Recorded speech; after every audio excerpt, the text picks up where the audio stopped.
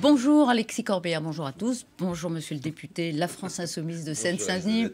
Merci à vous d'être là. Vous aviez quel âge le 10 mai 81, vous? 13 ans.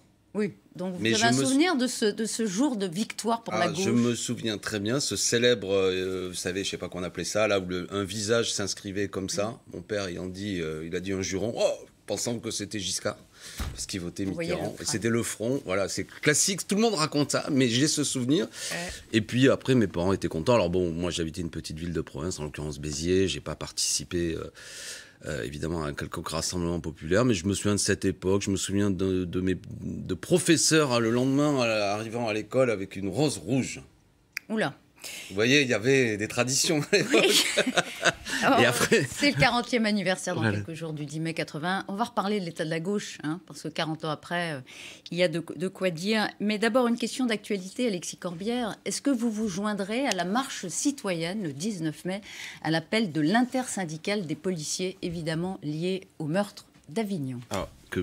Il y a une forte émotion. Moi, j'adresse un salut vraiment à tous les collègues de policiers assassinés, à la famille évidemment, et je comprends l'émotion très forte. Alors comme il y a eu dernièrement, vous savez, nombre de sujets avec des organisations syndicales de police et qui parfois ne comprenaient pas les critiques qui étaient les nôtres, je ne sais pas si c'est habile et digne que quelqu'un comme moi aille à ce rassemblement, si c'est pour que ça crée une émotion vis-à-vis de certaines organisations syndicales. Vous comprenez ce que je suis en train de dire? Si c'est un moment de recueillement de policiers... Vous pensez que votre présence ne sera pas forcément mal? Moi, ce que je dis à travers ce micro, c'est que de toute manière, je comprends l'émotion de la police, évidemment, l'émotion de la population. Après, il faut qu'on puisse parler. Bon, déjà, il faut retrouver l'assassin. J'espère qu'il sera retrouvé, qu'il sera évidemment... Il est toujours en fuite, en effet. Il est toujours en fuite, c'est quand même incroyable. Bon. Et après, parce que...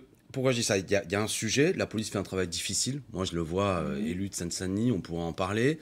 Voit ses conditions de travail parfois détériorées.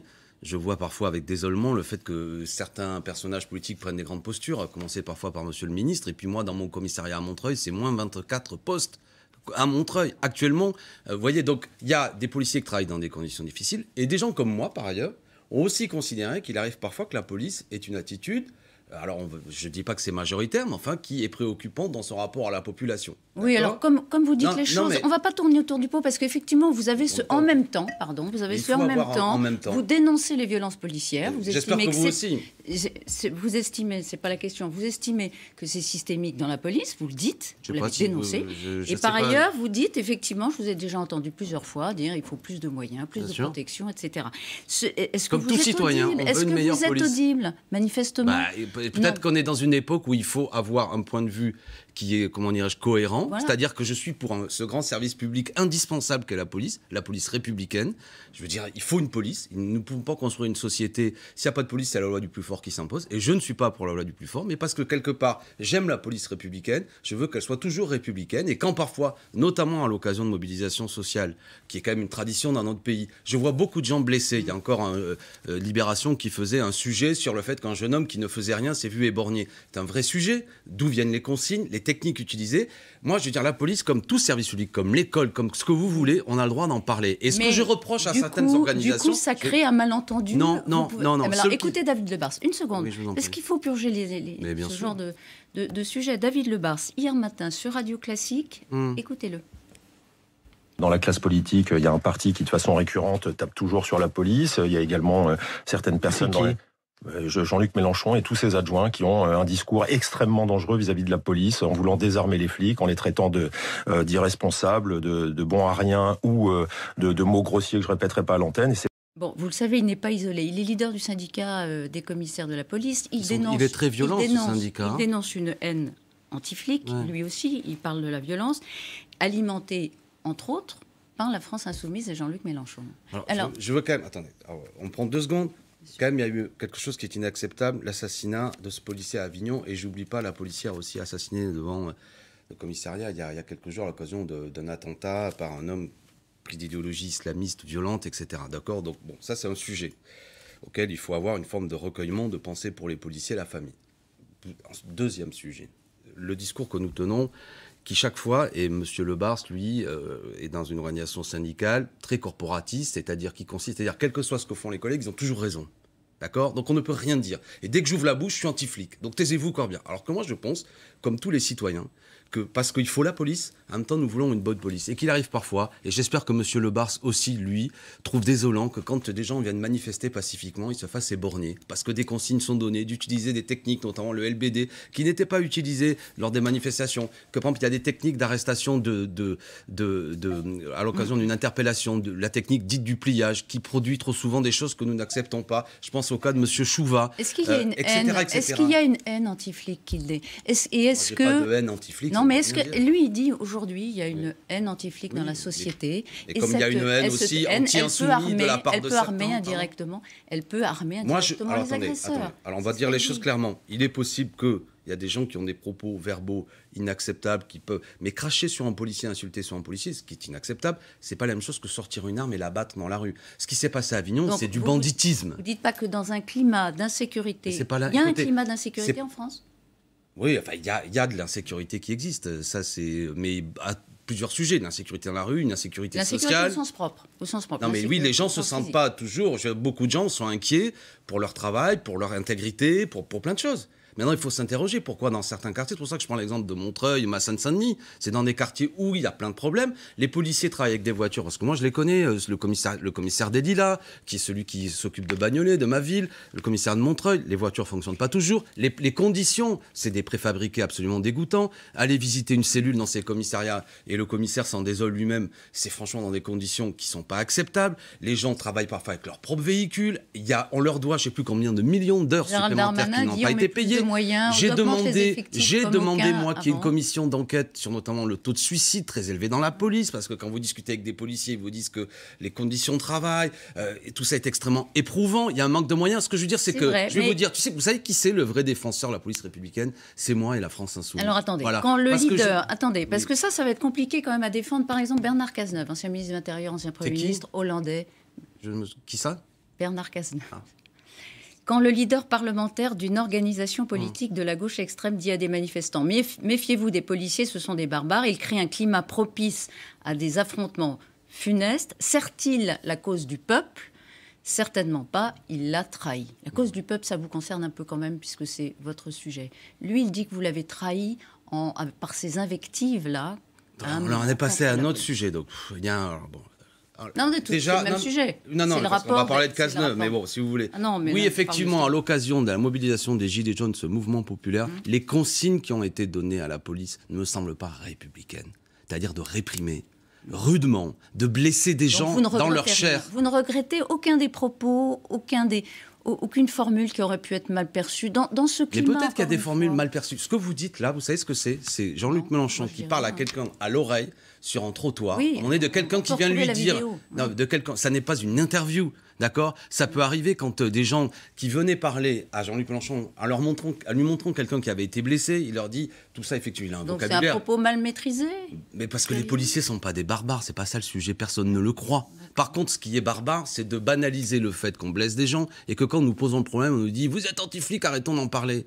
Personne. Écoutez, moi, quand vous allez manifester, Elisabeth Martichoux, ça arrive parfois, je n'ai pas envie qu'on vous éborgne, d'accord? Je n'ai pas envie qu'on vous blesse. En tout cas, vous dites le 19 mai, dans la situation de crispation entre nous et les policiers, ce serait pas très habile d'y aller. Voilà. Non, je sais pas. Non, mais je soutiens, voilà. Moi... Enfin, que les choses soient claires, j'espère que tout le monde a compris mon propos. Oui. Je soutiens cette manifestation et d'esprit, si je puis dire. Après, je ne sais pas quels seront les slogans. Là, on pensait à M. Le Bars. Il y a une organisation syndicale qu'on aille voir sur Twitter de quelle manière ils nous répondent, assez injurieuse, etc. Il a parlé de syndicats d'extrême droite, Jean-Luc Mélenchon. Oui. Il y a des syndicats qui ont une tonalité d'extrême droite, extrêmement violent. On pourrait en parler. Il y a même des organisations syndicales de policiers qui sont venus manifester devant notre local, ce qui quand même est singulier quand des policiers manifestent devant des locaux d'un parti d'opposition. Bref, ce que je veux dire, c'est que dans un moment d'émotion, moi j'apporte tout mon soutien et j'ai pas envie de participer par ailleurs à ce qui serait vécu peut-être par certains et notamment des leaders syndicaux qui sont très politiques, hein, vous savez, ils sont très politiques. Vous savez, la réalité des policiers, c'est qu'ils sont plus syndiqués, ils se sentent pas non plus représentés par ces organisations syndicales. Les syndicats les représentent pas. Pas tous. Les syndicats, ce sont des tribuniciens politiques. Oui, il y en a, effectivement. Il y a un problème. Il y a même eu des manifestations de policiers. Vous n'allez pas découvrir la lune, hein. Les syndicats, ils sont parfois politiques, oui. Oui, donc vous critiquez beaucoup les organisations syndicales de salariés. Ça arrive parfois que des gens, quand c'est les organisations syndicales de salariés, alors là, on les écoute pas. Par contre, quand c'est les organisations syndicales de policiers, ils sont parfaits. Moi, je dis, il y a des organisations syndicales qui ont des discours sérieux Et je me souviens même, vous évoquiez ma jeunesse et 81, je me souviens en 86, il y avait la FAS, la Fédération autonome des syndicats de police, monsieur Delplace, critiquait les violences contre les étudiants. Et aujourd'hui, il y a des organisations syndicales qui ont pignon sur rue, qui, elles, quel que soit ce qui se passe, trouvent que c'est formidable. Ceci dit, franchement, je regrette d'avoir cette polémique avec ces organisations syndicales parce qu'aujourd'hui, je veux avoir une pensée vraiment solidaire, de compassion avec cet assassinat ignoble. Et les policiers font un travail difficile. Et il faut les aider dans ce travail-là. Et j'ai l'impression qu'avec les propositions que nous faisons, plus de moyens, nous sommes du côté de la police républicaine. Juste un mot quand même. Je suis toujours Bernard Cazeneuve, parce que là aussi, il faut purger. Mélenchon doit être combattu à la une de l'Express. Voilà à quoi sert ce monsieur qui s'appelle Bernard Cazeneuve, qui, après avoir été d'un silence total depuis l'arrivée de M. Macron, ne dit rien sur les questions sociales, ne dit rien sur rien. Par contre, il revient pour dire c'est quoi le problème, il faut combattre Jean-Luc Mélenchon. Écoutez, si c'est comme ça que ce monsieur voit... comment dirais-je, son attachement à ce qu'est le Parti socialiste, c'est assez désolant. Franchement, c'est désolant. Vous savez, j'espère que tout le monde se souvient de qui est M. Cazeneuve. C'est un monsieur qui a été Premier ministre de François Hollande. Et il était tellement brillant qu'au terme de son responsabilité de Premier ministre, François Hollande n'a même pas pu se présenter devant les électeurs pour un second mandat. Un peu de modestie. Alors, je veux bien qu'il nous critique s'il veut, mais lui, il tire aucun bilan sur son action. Je l'ai lu, son interview, les déshontes, il est parfait. Tout ce qu'il a fait est fabuleux, et il y a un problème, c'est Jean-Luc Mélenchon. Ces gens-là sont finis. Vous voyez ce que je veux dire? Ils ne représentent plus rien. Il ne sert à rien, Bernard Cazeneuve? Oui, non, enfin, il est avocat d'affaires maintenant, il fait de l'argent, tant mieux pour lui. Mais politiquement, il ne sert plus à rien. Il n'a plus d'électeurs, il n'a plus rien. Imaginez-vous, ce monsieur a été Premier ministre. Et alors, la gauche radicale, c'est quand même compliqué. Pablo Iglesias, leader de Podemos, la gauche radicale. Et c'est quoi la gauche radicale, Elisabeth Martichoux? Non, mais... Monsieur Cazeneuve, c'est un homme radical, Cazeneuve. Il est radicalement antisocial. Le fait qu'un de vos amis politiques en Espagne, pas n'importe qui, une figure de la gauche radicale en Espagne, il quitte la politique après la victoire triomphante ou l'échec cuisant, comme vous voulez, aux législatives à Madrid. D'abord, est-ce que vous quitterez la politique si vous échouez dans un an, vous? Est-ce que c'est une démarche qui vous intéresse? Je ne veux pas parler... je pense que... moi, je regrette que Pablo Iglesias se retire de la vie politique comme ça. Il est jeune, il est utile, il peut jouer un rôle intellectuel. Après, qu'ils disent je n'exerce plus de responsabilité ou je vais passer la main à telle ou telle autre génération, il a raison. Après, il ne faut pas oublier qu'il y avait des manifestations d'extrême droite devant son domicile. Il a été insulté, calomnié pendant des mois sur sa vie. Mais qu'est-ce que ça dit de la difficulté? Il est rincé psychologiquement. Il est rincé, d'accord. Là, actuellement, et que peut-être, ce que j'espère, d'ici quelques semaines, quelques mois, il remontera sur le cheval. La France se droitise, elle aussi. Oui, non, ce que ça dit d'abord, c'est que derrière, comment dirais-je, les gens qui font des politiques, il y a des êtres humains, et que comme Pablo, il a subi une défaite, qu'il a fait des erreurs sans doute, il a participé au gouvernement. Bon, le gars, au soir de sa défaite, il dit voilà, je prends du recul, ce qui est tout à fait compréhensible. Mais vous pourriez le faire, vous, dans un an, changer de vie et dire une présidentielle avec Jean-Luc Mélenchon, encore perdu éventuellement. Mais moi, si je suis battu la prochaine fois, je retrouverai du boulot, je suis enseignant, je bosserai. Ouais. Mais je ne crois pas que j'arrêterai le combat politique. Par contre, ce que je peux dire à d'autres, il y a une nouvelle génération. Moi, j'incarne une époque. Par contre, ça me semble bizarre de dire que je me retire de la vie politique parce que c'est pas un métier, c'est un engagement. Mais je salue Pablo Iglesias, qui est un dirigeant européen tout à fait important, qui a une pensée politique fertile. La gauche, la France se droitise d'après une étude, une grande enquête de la fondation Fondapol. Elle a gagné 4 points d'ailleurs. 38% des Français se disent à droite, 24% à gauche. Comment vous expliquez la gauche? Alors, ça c'est intéressant parce que, déjà parce que beaucoup de thèmes arrivent, vous n'y pouvez rien, on vient d'en parler, il y a une manière parfois que certains sujets sont mis en scène, la sécurité est un thème obsédant, ce qui est important, mais les questions sociales sont parfois moins mises en avant, par exemple. On a évidemment un pays qui a été secoué, blessé par des attentats, par exemple, et la manière après, la réponse politique qui a été faite a été souvent de faire monter des thèmes qui fracturent la société, qui ne sont pas des thèmes qui permettent de faire nation et qui permettent de faire avancer des idées de progrès. Une fois qu'on a dit ça, moi je ne suis pas pour cultiver le pessimisme ambiant, et je suis pour dire à ceux qui nous écoutent, les amis, l'échéance qui arrive, celle de 2022, car c'est en toile de fond la discussion que nous avons, elle n'est pas perdue d'avance, ce n'est pas vrai. Avant de venir à votre émission, je regardais les sondages de mai 2016, c'est-à-dire un an avant l'élection présidentielle, la dernière fois. On est d'accord. Vous savez, non mais je veux dire, Jean-Luc Mélenchon était à 10-11 comme aujourd'hui dans les sondages. Monsieur Macron, en général, n'était même pas testé. Il sera élu à la fin président de la République. Monsieur Juppé triomphait. Et Madame Le Pen était surévaluée par rapport au score qu'elle a fait. Ce que je veux dire, c'est que les amis qui m'écoutent et qui, comme moi, sont des gens de progrès, de justice, pour l'écologie, pour changer ces institutions, on peut convaincre une majorité qui, pour l'instant, ne s'exprime pas dans les sondages et les études d'opinion. Les abstentionnistes, les gens qui se positionnent plus ni de droite ni de gauche, mais qui aimeraient que les fins du mois soient meilleures, que l'école soit de meilleure qualité. Et ça, il faut aller les chercher, les convaincre. C'est vraiment pour laquelle on fait campagne avec Jean-Luc Mélenchon, en n'ayant pas l'obsession de se dire ce qui est important, c'est rassembler des petits logos, quel que soit le contenu, mais plutôt d'aller convaincre les cœurs de ces millions de Français d'abstentionnistes. Et si on fait le boulot de manière claire, pas, comme je l'ai déjà dit, avec des divisions artificielle, mais pas d'unité superficielle avec des gens avec lesquels on pense des choses tout à fait contradictoires. On peut être la surprise de la prochaine élection. Vous savez, le second tour, il va peut-être se jouer autour de 19, 20, 21%. Aller chercher et les c'est Français atteignable. Plutôt que des étiquettes et des partis. D'abord les idées. Et si des gens veulent nous aider à ça, entre mes amis communistes qui discutent actuellement, je leur dis on peut faire campagne ensemble. Fabien Roussel sera candidat. On verra. Non, mais si c'est le cas, je le respecte. Vous le regrettez. Bah oui, parce que je préfère quand on est rassemblé. Comme on pense beaucoup de choses communes, on est plus fort quand on est rassemblé. Mais il y en a d'autres aussi au sein de la mouvance écologie. Je pense à Benoît Hamon. Je pense que c'est des gens auxquels on peut se retrouver. Voilà. Et on va y arriver. Vous savez, on va être la surprise. La vous conclusion, vous serez la surprise. Ben je le souhaite. Il faut travailler à ça. Ne cultivons pas, je le répète, l'espèce de résignation. L'élection de 2022, elle n'est pas jouée. On peut être au second tour. Notre camp, pour l'instant, celui qui me semble le mieux porter nos idées, c'est Jean-Luc Mélenchon. Mais il a d'abord à les convaincre. Regardez, on fait. Suivez-nous sur les réseaux sociaux. Meeting, en avant. C'est une belle campagne qui progresse. Alexis Corbière, surtout, ce matin, sur LCI, est à fond, comme vous pouvez le voir. Mais comme nous tous, je souhaite à chacun bonne santé dans le contexte actuel. Par ailleurs, ça n'aide pas. Soyons prudents. Vous êtes vacciné ? Je vais le faire. Bon, l'Astra ? J'ai pas choisi. Le flacon ou pas ? Pardon.